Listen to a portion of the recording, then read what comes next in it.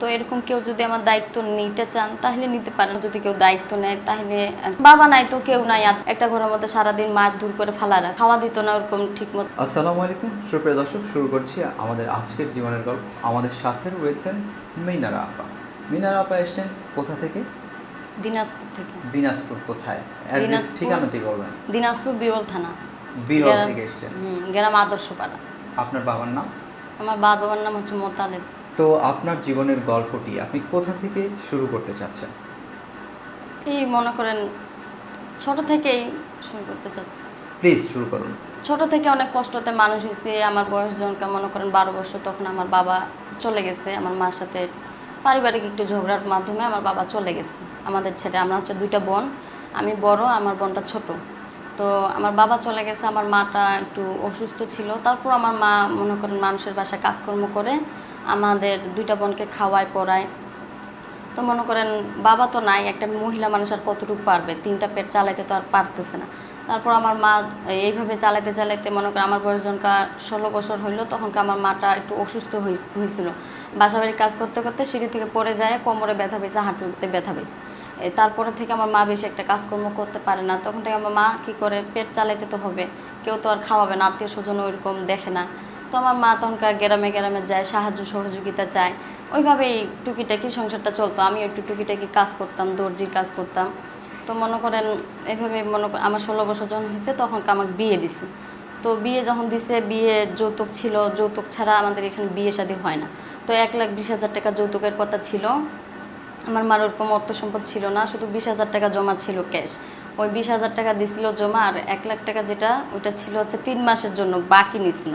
তো আমার মামা নানি ওরা সবাই বলছিল কি দিবে টাকাটা। পরবর্তীতে টাকাটা দেয় নাই, 3 মাস ওভার হয়ে গেছে। তখনকার মনে করেন আমার স্বামীর বাসা থেকে আমাকে চাপ দিত, আমার স্বামীও মারধর করতো। স্বামীটা ভালো ছিল না, পানি খাইতো। বাবা মার অনেক কথা শুনতো, বাবা মা যা বলতো তাই করতো, আমাকে ধরে মারতো, খাওয়া দিত না ওরকম ঠিক মতন। তারপর আমার বাচ্চাটা আসে আমার পেটে। তো বাচ্চাটা আসার পরও একটা যে গর্ভবতী মহিলাদের যা একটু প্রয়োজন সেটা আমাকে দিত না, খাইতে দিত না, পোশাক আশাক কিছু দিত না। একটা ঘরের মধ্যে সারাদিন মাছ দূর করে ফেলা রাখতো, ওরকম খাইতে দিত না ঠিক মতন। তো কষ্ট মষ্ট করে তাও বাচ্চাটা যখন আমার হয়েছে, বাচ্চাটা হওয়ার 1 মাস পরে উনি আমাকে তালাক দিয়ে দিছে। মানে বাচ্চা হওয়ার 1 মাস পরে, মানে গর্ভবতী অবস্থায় থাকার পরে? না, বাচ্চাটা হওয়ার পরে 1 মাস পরে উনি আমাকে তালাক দিছে। বাচ্চাটা যখন আমার গর্ভে ছিল, মনে করেন 6-7 মাস আমি ওনার বাসায় ছিলাম। খাওয়া দাওয়ার কষ্ট, একটা ডেলিভারি একটা মহিলা যখনকার থাকে তখনকার তো ওর খিদা একটু বেশি হয়, ওর যত্নের দরকার হয়, কিন্তু আমাকে ওটা করতো না, আমাকে মারতো। তো আমার মার এখানে আমি চলে আসছিলাম, তারপর আমি যাইনি। বাচ্চাটা হওয়ার পরে তখনকার ওদের বাসা থেকে আমাকে তালাকের কাগজ দিয়ে পাঠিয়েছিল। আচ্ছা, এখন কোথায় আছেন তাহলে? এখন আমি আমার মার কাছে থাকি। আপনার বাবা? আমার বাবা তো নাই, এটা তো প্রথমে বললাম। বাবা আমার মার সাথে ঝগড়াঝাটি করে চলে গেছে, খবর নাই। বাবা কোথায় থাকে? এখন ওনার সাথে আমার যোগাযোগ নাই, জানিও না কোথায় থাকে। আপনাদের বাবার বাড়ি কোথায় ছিল? আমার বাবার বাড়ি ছিল হচ্ছে পার্বতীপুরে। কোথায়? পার্বতীপুর, দিনাজপুর পার্বতীপুর। সেখানে কখনো যান নাই আপনারা? যখন বাবা ছিল তখনকার গেছিলাম, তারপর বাবা চলে যাওয়ার পরে গেছিলাম একবার। বাবা নাই তো কেউ নাই, আত্মীয় স্বজন।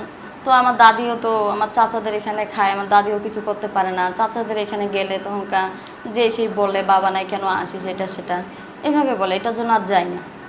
তাহলে এখন কিভাবে চলছেন, কিভাবে জীবন অতিবাহিত হচ্ছে আপনার মায়ের কাছে?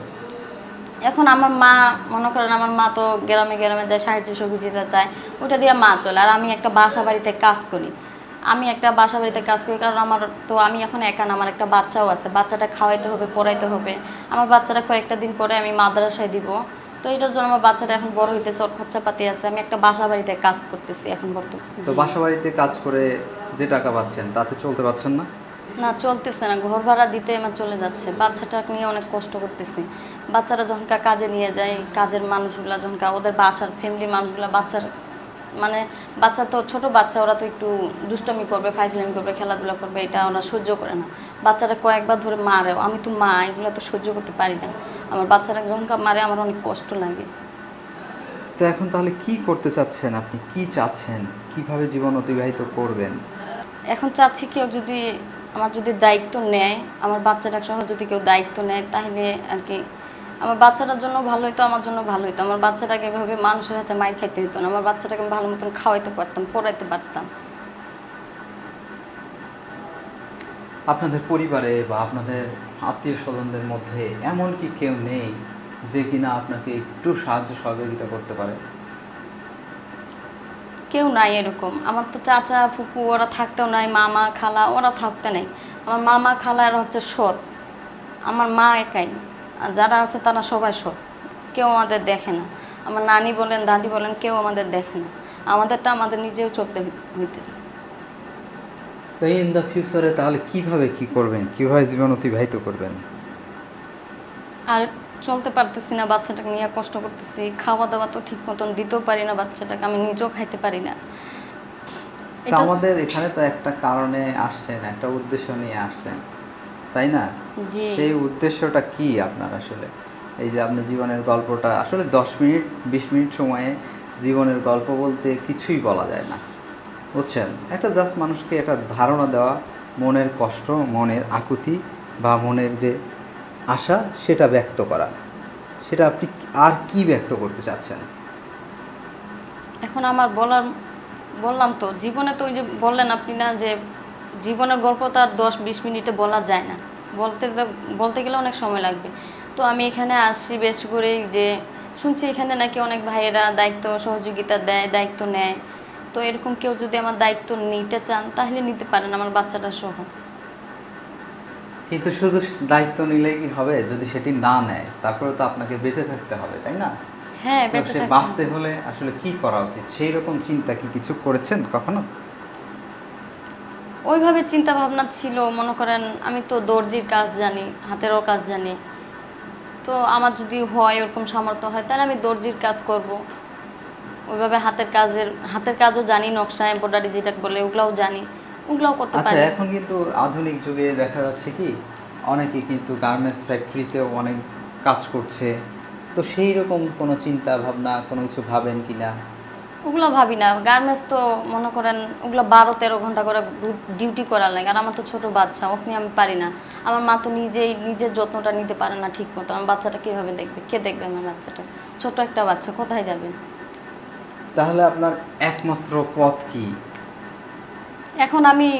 এখন আমার সামনে কোনো পথ নাই। এখন কেউ যদি আমার হাতটা ধরে তাহলে ওইটাই হবে আমার পথ। এটাই হচ্ছে সর্বশেষ সম্বল? হুম। আর কোনো সম্বল বা অবলম্বন কিছু নেই? না, আর কোনো নাই। তো এই যে আমাদের দর্শক বন্ধুরা দেখছে বা দেখবে, তো সর্বোপরি আমাদেরকে একদম ছোট করে দর্শকদের উদ্দেশ্যে এবং বিশেষ করে প্রবাসী ভাই বোনদের উদ্দেশ্যে আপনার কি বলার আছে, কি চাওয়ার আছে? চাওয়ার, কেউ যদি দায়িত্ব নিতে চান তাহলে আমার বাচ্চাটা সহ দায়িত্ব নেন। আর যদি ভাইয়েরা তো অনেক মহান, বুঝছেন না, সবার মতো আর এক সমান না। কেউ যদি সাহায্য সহযোগিতা করতে চান তাও করতে পারেন। বাচ্চাটাকে আমি ঠিক মতো খাওয়াইতে পারবো, পড়াইতে পারবো। সামনে জানুয়ারিতে আমি ওনার মাদ্রাসায় ভর্তি করব। স্বপ্ন আছে আমার বাচ্চাটাকে আমি হাফেজি লাইনে পড়াবো। তো কেউ যদি সাহায্য সহযোগিতা করেন তাহলে বাচ্চাটাকে আমি মাদ্রাসায় দিতে পারবো। বা কেউ যদি দায়িত্ব নিতে চান আমার বাচ্চাটা সহ তাহলে আমি যাব। খুব ভালো কথা। আমার জীবন কাহিনী তো আমি বললাম, কত কষ্ট করতেছি আমি। যেমন তোমার আমার বাচ্চাটা আমি তো মা, আমি কিভাবে সহ্য করবো আমার বাচ্চাটার কষ্ট? আমি চাই আমার বাচ্চাটার যাতে একটু আমি বাচ্চাটা ভালো মতন খাওয়াইতে পারি, পড়াইতে পারি, এতটুকুই চাই।